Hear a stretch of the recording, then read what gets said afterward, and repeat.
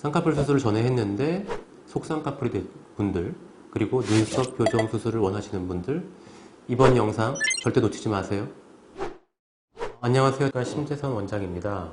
이마거상 수술 종류는 관상 절개를 통한 절개 이마거상 수술이 있고, 또 하나는 이마 헤어라인 앞쪽을 통한 절개 방법이 있고, 또 하나는 눈썹 위쪽을 통해서 당기는 방법으로 나눠집니다.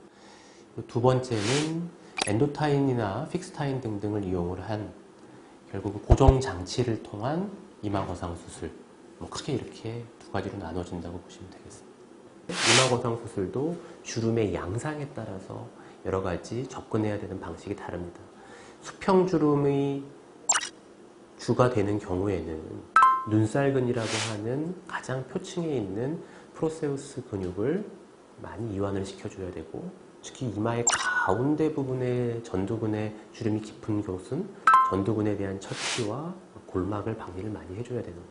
그 반면에 수직주름이 우선이라고 한다면 추미근이나 눈살 내림근 같은 경우를 충분히 절제를 해줘야 되는데, 그 사람의 표정과 근육의 패턴, 그리고 가지고 있는 주름의 양상에 따라서 이거를 다 조율을 해야 돼서, 저 같은 경우에는 환자분들 수술 직전에 상담한 후에 사진에다가 직접 표시를 하고 들어가서 수술을 합니다. 이마 거상을 할 때 어떤 주름을 포커싱을 하느냐에 따라 좀 달라질 것 같습니다. 예를 들어 이마 주름 자체가 최대한 상방으로 옮겨지고 할 때는 절개법이 맞다고 생각도 드는데, 출혈량도 많고 탈모의 영향도 좀 있고 상처로부터 자유로울 수가 없고 감각신경의 저하 현상 때문에 문제가 있을 수가 있습니다. 수술 자체가 내시경을 이용을 해서 엔도타인을 이용한 이마거상 수술이 대세라고 보시면 되겠습니다.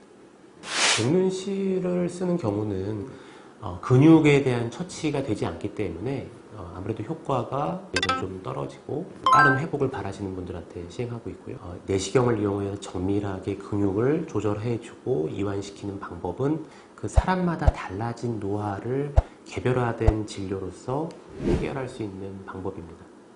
네, 엔도타인은 결국은 두개골 쪽에 일부 구멍을 뚫어서 이 구멍에 고정장치를 삽입하는 겁니다. 두피를 물어서 고정할 수 있는 지점 자체가 한 5군데 이상이 되기 때문에 훨씬 더 지속력이 더 강하고 또 유지가 오래되겠습니다. 또한 대개 한 6개월에서 12개월 정도 사이에 다 녹아 없어지기 때문에 나중에 후유증 또한 없다고 보시면 되겠습니다. 엔도타인 한번 보여주시겠어요? 네. 오늘 제가 갖고 나온 건 요거는, 다들 이렇게 하시던데 이거 맞나요? 이렇게?